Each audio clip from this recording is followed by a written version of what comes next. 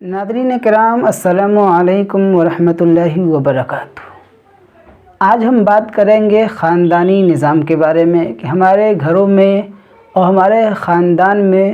جو آپس میں توڑ پھوڑ ہے، ایک دوسرے سے بن نہیں رہی، اس کی وجہ کیا ہے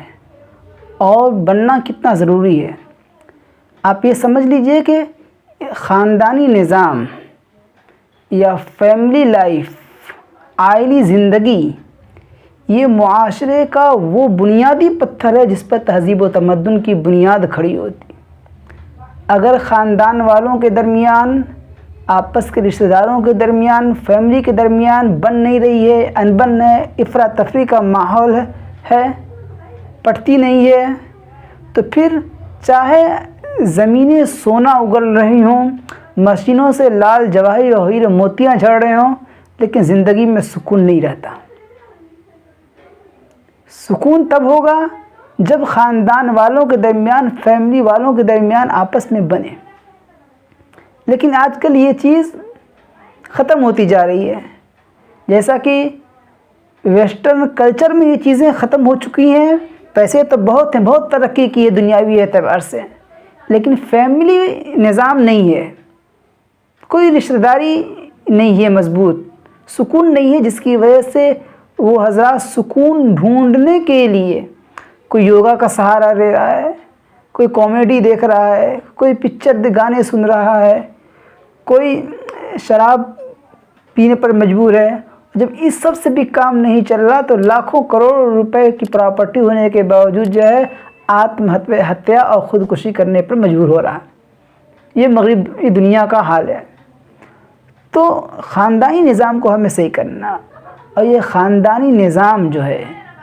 یہ صحیح ہوتا ہے آپس کے حقوق کے ادا کرنے سے، کہ ہر انسان دوسرے کے حقوق کو ادا کرے۔ جو اللہ تعالیٰ نے حق رکھے ہیں، اولاد کے حق، بھائی بہن کے حق، رشتہ داروں کے حق، چچا ماموں کے حق، جو آپس کے رشتہ دار ہیں، قریبی رشتہ دار ہیں، ان کے حقوق کو ادا کرنا۔ یاد رکھیے کہ شریعت جو ہم سنتے رہتے ہیں، اسلامی شریعت جو ہے حقوق کے ادائیگی کا دوسرا نام ہے۔ اس میں شریعت میں ہی تو بتایا جاتا ہے کہ اللہ کے حق ہیں، بندوں کے حق ہیں، پھر بندوں کے حق میں بھی جو قریب کے رشتہ دار ہیں ان کے حق ہیں، مسافر جن کے ساتھ سفر کر رہے ہیں ان کے حق ہیں، پڑوسیوں کے حق ہیں۔ حقوق کو ادا کیا جائے گا تو جو ہے ہماری زندگی سکون والی بنے گی۔ خاندانی نظام صحیح ہوگا، جب خاندانی نظام جب صحیح ہوگا، فیملی نظام جب صحیح ہوگا تو ہماری زندگی میں سکون ہوگا، ورنہ نہیں ہوگا۔ آج کل جو خرابیاں ہیں وہ اسی وسائل، جو جھگڑے ہیں، لڑائی ہے، جھگڑے ہیں، عداوتیں ہیں، نفرتیں ہیں، بول چال بندے، وہ حقوق کے حق تلفی کی وجہ سے، ایک دوسرے کا حق ماننے کی وجہ سے۔ اگر ہر انسان ایک دوسرے کے رشتہ داروں کا حق ادا کرے تو یہ جھگڑے، لڑائی، یہ فساد، یہ مقدمہ بازیاں ساری ختم ہو جائیں گی۔ اور یہ ختم کب ہوں گے؟ یہ انسان حق ادا کرے۔ خرابی یہاں سے پیدا ہوتی ہے کہ ہم جو حق ادا کر رہے ہیں، کچھ دن کرتے ہیں، کچھ دن رشتہ داری کا حق ادا کریں گے اور پھر چھوڑ دیں گے۔ کیوں چھوڑیں گے؟ نیت ہماری صحیح نہیں ہوتی ہے۔ اللہ کے نبی صلی اللہ علیہ وسلم نے ایک اصول بیان کیا ہے۔ ویسے تو ہر نظام، جتنے بھی مذاہب ہیں، جتنے بھی نظام ہیں، وہ سارا یہ کہتے ہیں کہ بھائی رشتہ داروں کے حقوق ادا کرنے چاہیے، لیکن کتنے ادا کرنے چاہیے،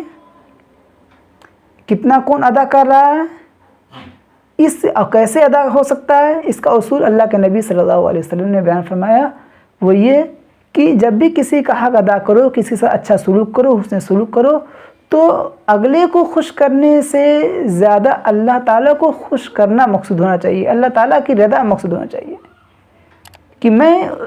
اگلے کے ساتھ اچھا سلوک اس لیے کر رہا ہوں، اس کے دکھ درد میں اس لیے ہاتھ بٹا رہا ہوں کہ اللہ تبارک و تعالیٰ کا حکم ہے، میں اس حکم کو پورا کر رہا ہوں۔ اس حکم کو پورا کرنے کے نتیجے میں اگر اگلا خوش ہو جائے، وہ شکریہ ادا کر دے، وہ راضی ہو جائے، تو اسے ایک بونس سمجھیے، اللہ کی طرف سے انعام سمجھیے۔ لیکن اگر وہ خوش نہیں ہوتا ہے، وہ آپ کا شکر گزار نہیں ہے، تو بھی آپ چھوڑیں نہ اچھا سلوک کرنا، بلکہ یہ آپ کا اپنا فریضہ ہے۔ آپ یہ سوچیں کہ اگلا کرے ہمارے سے، اچھا کرے یا نہ کرے، اگلا اچھا کرے یا برا کرے، وہ میرے حق کو ادا کرے یا ضائع کرے، لیکن ہم ادا کریں گے اور اس لیے ادا کریں گے کہ اللہ تبارک و تعالیٰ کا حکم ہے، ہم ادا کر رہے ہیں اللہ تعالیٰ کو راضی کرنے کے لیے۔ اگر یہ نیت ہوگی تو پھر آپ ہمیشہ ادا کرتے رہیں گے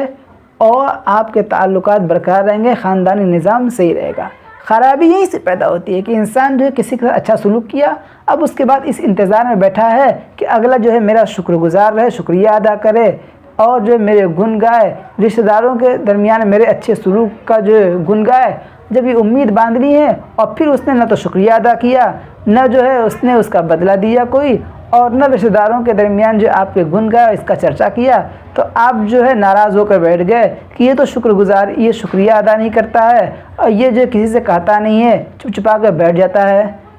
اور پھر جب ایسا ہو گیا تو اب آپ کے دل میں ٹھیس آ جاتی ہے، جب ٹھیس آ گئی تو اب کبھی جو آئندہ موقع ہوگا اچھا سلوک کرنے کا، اچھا برتاؤ کرنے کا، تو آپ نہیں کریں گے کہ یہ تو شکر گزار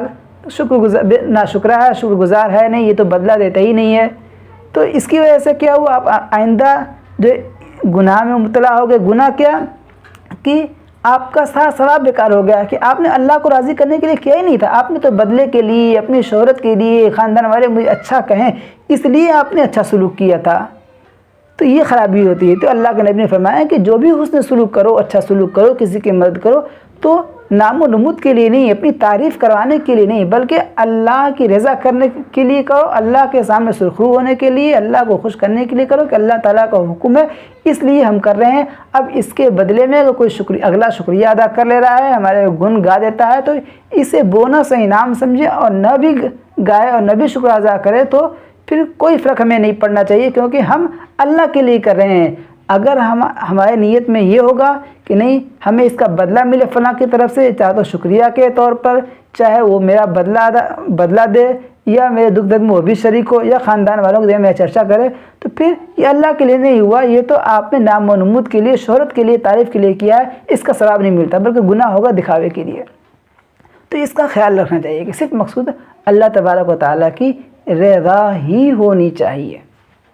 اسی لیے حدیث میں اللہ کے نبی صلی اللہ علیہ وسلم فرمایا لیس الواصل بالمکافی ولکن الواصل من اذا قطعت رحمہ، کہ جو کسی رشتہ دار کی صلہ رحمی کا بدلہ دینے کے لیے صلہ رحمی کرتا ہے تو وہ جو ہے صلہ رحمی کرنے والا نہیں، یعنی اسے صلہ رحمی کا ثواب ملے گا۔ صلہ رحمی رشتہ داری کو جوڑنا، رشتہ داری کو قائم کرنا، اچھا سلوک کرنا رشتہ داروں کے ساتھ۔ اگر کوئی اس لیے کر رہا ہے کہ فلاں نے میرے ساتھ کیا تھا اس لیے میں کر رہا ہوں، اور یہ نیت ہے کہ نہیں فلاں جتنا کرے گا اتنا میں کروں گا، فلاں میرے ساتھ اچھا سلوک کرے گا تو میں کروں گا، فلاں جتنا صلہ رحمی کرے گا اتنا میں کروں گا، نہیں کرے گا نہیں کروں گا، تو فرمایا کہ اسے گناہ ملے گا، اسے صلہ رحمی کا ثواب نہیں ملے گا۔ یہ تو عدلے کا بدلہ ہوا کہ اس نے کیا تو تم نے کیا ہے، وہ نہیں کر رہا تو تم نہیں کر رہے، تمہارے پیش نظر اللہ کی خوشنودی اور اللہ کے حکم کو پورا کرنا نہیں ہے۔ اس لیے ہم رشتہ داروں کو گفٹ دیں، تحفے دیں، ان کے ساتھ اچھا سلوک کریں، اپنے خاندانی نظام کو مضبوط بنائیں، اور یہ صرف اللہ تبارک و تعالیٰ کے لیے کریں گے، اللہ کو خوش کرنے کے لیے کریں گے، تو پھر خاندانی نظام سے یہ ہوگا، زندگی میں چین سکون اور راحت ہوگی۔ اور اگر ہم نے دکھاوا، نام و نمود پیش نظر رہی تو پھر یاد رکھیے ہمارا چین سکون، خاندانی نظام برباد ہوتا چلا جا رہا ہے، چین سکون برباد ہو رہا ہے اور یہ برباد ہوتا چلا جائے گا۔ اور پھر اگر ایسا ہے کہ چین سکون ہی نہیں ہے تو پھر راحت، پھر یہ دولت، یہ سونے چاندی، یہ پراپرٹی ہونے کا کیا فائدہ جب ہماری زندگی میں سکون نہیں ہے۔ اللہ سے دعا ہے کہ اللہ ہمیں سمجھ آتا ہے۔